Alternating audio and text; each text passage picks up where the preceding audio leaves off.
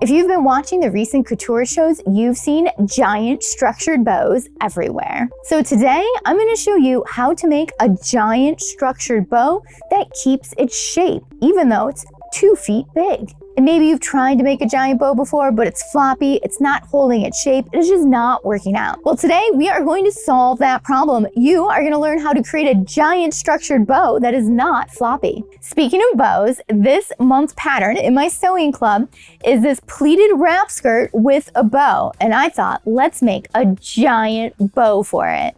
Let's amp it up runway style. So if you're interested in creating this pleated wrap skirt and you want to join the sewing club if you're not a member yet, make sure you check it out. There's a link down below and a video explaining the sewing club. All the patterns come in sizes 0 through 38. Now let's get back to creating this giant bow. To make the bow not floppy, we have to use some sort of inner construction, and there's different products that you can use to make it structured. There's heavy fusible interfacing or non-fusible out there. This stuff is so thick that it's really going to create structure in the bow. There's also horsehair canvas. You can buy this fusible or non-fusible. This is going to give your bow structure, but this one isn't super stiff, so it's going to give it some moderate stiffness. And if you're looking for even more structure, you can use this Originally sew-through boning. This is great for creating giant pieces that need to be stiff. And this stuff comes in different widths as well. And this here is a poly horsehair. This is also going to create structure in a garment for those inner layers. And you might be wondering, why is this called horsehair braid? It doesn't look like it's made of horsehair. It looks like nylon or polyester. Well, it is nylon or polyester, and it originally was made out of horsehair. So cool, right? It was made from the mane and the tail of the horse. For the structure of bow that I'm creating today, I'm going to be using this super heavy interfacing. So now it's time to cut out some fabric. And when you're cutting out the length and the width of the bow, you can make it as big or as wide as you want. Just when you figure out those measurements, double it. You're going to be cutting out like a giant rectangle or square, depending on the size you're creating. And today I'm going to be going 2 feet by 2 feet. So that means I need to cut out a giant square that's 48 inches by 48 inches. And before you cut out your bow, don't forget to add seam allowance. Add 1/4 inch to each measurement. And while you're cutting, you want to cut a giant piece of interfacing the same size as the piece of fabric for your bow. Look at how big this fabric and interfacing is for this bow. It's going to be giant. So now we need to either sew in or fuse our interfacing to our bow fabric. If you're using sew-in, just sew it all the way around the square rectangle. And if you're using fusible, I'm going to suggest that you pin your edges together, but just remove the pin before you get to it. So that way your fabric doesn't move or skew on you, because this is a giant piece of fusible. And if your interfacing doesn't end up perfect around the edges, it's okay. Don't worry about it. You can always go back and trim some off. Or if it doesn't go all the way to the edge, don't worry about it. It'll be okay. So I've got my fabric pinned to my interfacing, and now we're going to fuse it together and cross our fingers.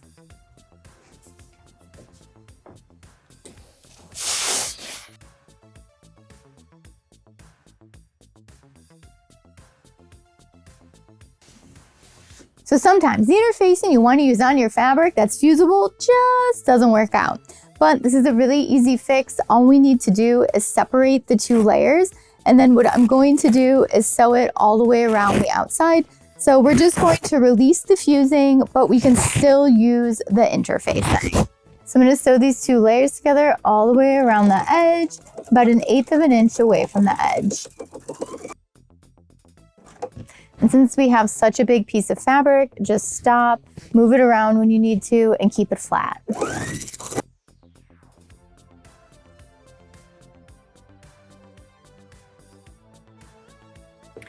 Whew, we did it. Sewed the interfacing all the way around. Now that we have the interfacing attached, it's time to start constructing the bow. The first thing we want to do is take it and fold it right sides together. And now we are going to sew one of the sides together.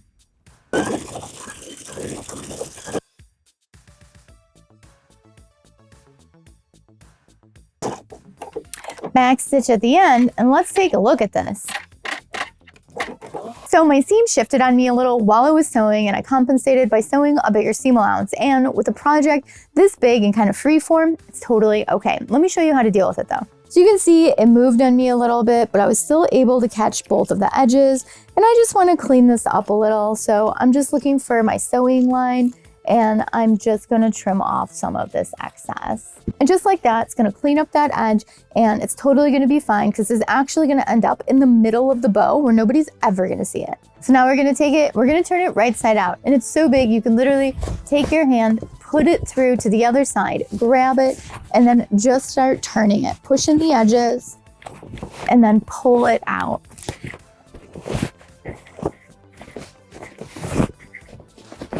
Now that we have a giant tube of fabric, we need to create some pleats in the middle of it to help create that structured look of the middle of the bow. So what we need to do is find the middle of the bow. The easiest way to do this is fold it in half. First thing I'm gonna do is center that seam on the back of the bow. So right now, I've got, a 24-inch bow, so I wanna make sure that that little seam is at 12. So I'm just gonna shift this down a little bit until it's at center. That looks pretty good. Now that we have that seam centered, we're gonna take it and we are going to fold it in half. Try and make sure everything lines up real nice. Now what I want you to do is take your chalk and let's mark the side over here. It's really gonna depend on how big of a bow you're creating. I'm using a water-soluble marker, so I can always get this off later, but I am just marking this fold here. And now when I open this up, you can see right where the center of the bow is. Now what we wanna do is sew some pleats into the back of the bow. So we're going to be adding 3 pleats in the center of the bow on the back of the bow. And the first one I'm going to add is going to be here at center right over the seam. And it's going to be a total of 3 inches wide. So we're gonna fold it and we're gonna have 1.5 inches wide of fabric, and we're going to sew a pleat in the bow. So you can make these pleats as big or small as you want, and you can add as many or as little as you like. We're essentially creating those folds that are at the center of the bow. So I'm going to fold this bow in half so that way the seam is right at the edge, and you want to make sure that your fabric on the inside is nice and flat. So I'm going to keep my hand here and fold this back and line up these 2 top edges and make sure that I've got all of those layers there. Now this fabric is gonna get thick right now, but we need this for the structure. You want this thickness. So I'm gonna put a pin here just to hold that in place. Now I'm gonna draw out the pleats so you can really see it. So I'm going to be measuring 1.5 inches up from the fold. Make sure I got my fold. So I'm gonna line the edge of my ruler with 1.5 inches. I'm gonna line up one of the spots on the ruler with center, and I'm going to draw out 1, 2, 3 inches on this side and 1, 2, 3 inches on that side. And then what we're going to do is sew down. So we're essentially going to be sewing this little box here. So you're gonna wanna roll up your fabric so you can get it through the middle of your sewing machine. Also make sure you're using a thicker needle with all this thick fabric here. And you're gonna wanna start with your fabric just back a little further than normal. So that way you can make sure you're going to be moving forward. Add some back stitches. And if your foot starts to really tilt backwards when you get to the edge, you can always use your hump jumper. Just put it in the back of your foot there. It's gonna help level out your foot and it's gonna help you move forward. So needle in, foot up, and turn. You really just have to kind of keep rolling and repositioning this fabric so you can get it through your machine.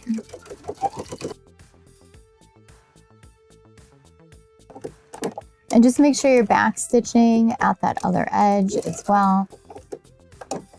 And now our first pleat is finished. Let's take a look at the pleat we just created. So you can see how the fabric is sewn together here and it's permanently popping up. We've got this pleat in the center of the bow. You can really see how it's creating the shape in the bow here, and I've decided I want to add 2 more to each side. So I'm going to be making 5 pleats in total. And that's the cool thing about being creative and creating things from scratch. You can always change the vision of it. I thought I really wanted 3 pleats, but you know what? It turns out I want 5. So let me show you how to add those additional pleats. So I'm going to measure down a 1/2 inch because we want some room here for the fold because our fabric is thick. And now what we're going to do is measure up 1.5 inches and draw a line. That's going to be the center of our pleat. And now we're going to draw another 1.5 inches up, and that is going to be the end of our pleat. So we also need to draw 3 inches out from each side on both sides. Here we go. So there is our new pleat, and what we need to do is fold it at center. So what I'm going to do before I do anything is put a pin in the middle here, going through all the layers. So that way I know nothing is going to move on me when I fold it.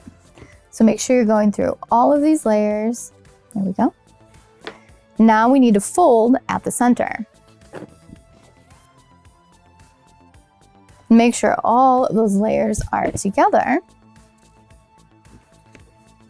I'm going to put a few more pins in this. You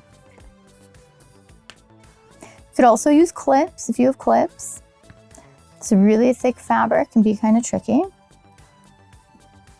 Definitely destroys your pins. Using curved quilting pins could be a little tip there too. There we go. So now we have 1 more pleat to sew up.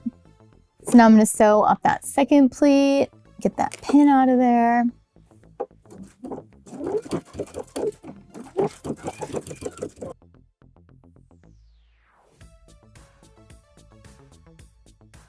Just going to backstitch at the bottom, continue to the end, and we finish that pleat.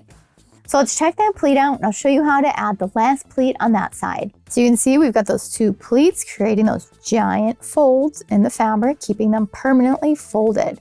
So now we're going to add 1 more pleat on this side. So same process, we're going to measure a 1/2 inch down.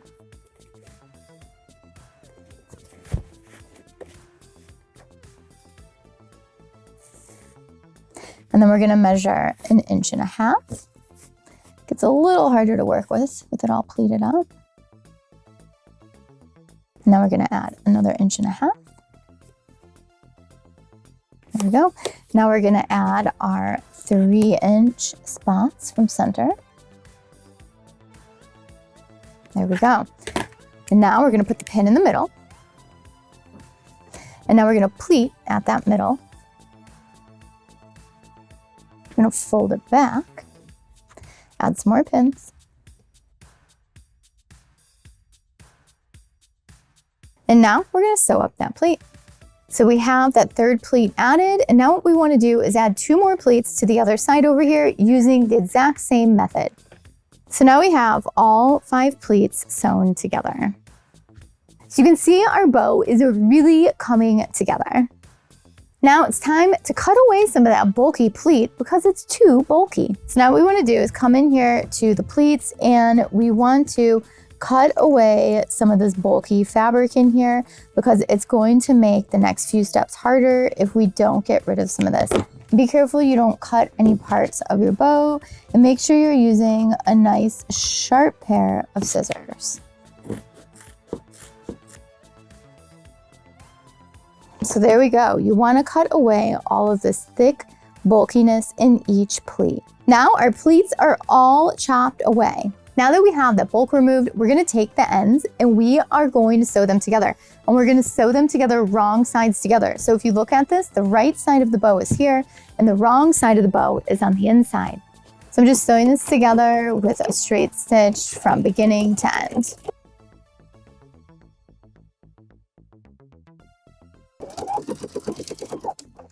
So I'm starting from the other end once I got to center, just so everything meets in the middle real smooth, because I think I might have a little extra on one side and it's gonna look totally fine if it's at center because it's gonna be hidden on the inside anyways.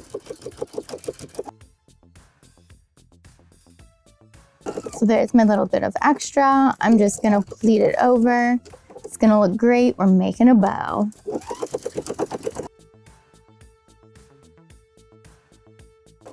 Back stitch and cut. So now we are left with this big, weird shape, and it does make a perfect cape, by the way. So if you're looking for an avant-garde cape and not a bow, well, you're done. How cool is this? I'm in love. So let me show you how this is going to turn into a bow. We're gonna flip it over to the back side here where we have this raw seam. And essentially what we're going to do is create some more pleats in it. I'm just going to fold them though. We're not gonna sew them. You could sew them if you like as well. So we're going to pinch up in the middle, find the middle. You basically want to do the same thing we did on the outside. Create that 3-inch pleat, and then we're going to keep pleating. We're gonna create all of those pleats like we have on the outside. So we're gonna end up with 3, 4, this is a hand workout, and then 1 more. There we go. So now we've got our 5 pleats, and then you can kind of see, since we have that space in here, this extra fabric we have is going to fit right into there. Now, if you wanted, you can sew these and you could cut away the excess depending on what kind of fabric you're doing. And then the sides of our bow here, we're just gonna pull up to all the pleats we created. But now, in order to get this all to stay together, we need to create that center of the bow. Now let me show you how to measure your bow to create that knot for the center. So I want the center of my bow here to be about 4 inches wide. And since we're going to be creating a finished tube for that, that means our piece of fabric needs to be 8 inches wide plus seam allowance. And now what we need to do is figure out the length that's going to wrap around the center. So you could take your ruler, hold it up here. We've got 3 inches. And then we've got, let's say 3 inches on the top, and then 3 inches on the side, and 3 inches on the back, right? So that's 12 inches to make it all the way around, but we want some extra seam allowance. So you know what? Let's go 14 inches in length and 8 inches in width, plus your seam allowance. So now I have the center of my bow cut out. I'm gonna fold it together, right sides together, like a hot dog, and I'm gonna sew up this side, and then I'm gonna flip the tube right side out. So now I've got my tube right side out, and we're gonna attach it to the bow. So I'm gonna put the seam in the center of the rectangle, and then we are going to wrap it around the bow.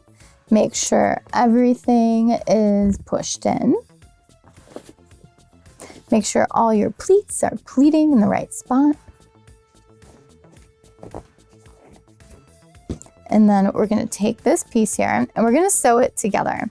So I'm going to be hand sewing this together. So I'm gonna fold in these raw edges and then we're gonna hand sew it. So you can see I've hand stitched that there in the back. I just use a nice strong whip stitch to keep all those layers together.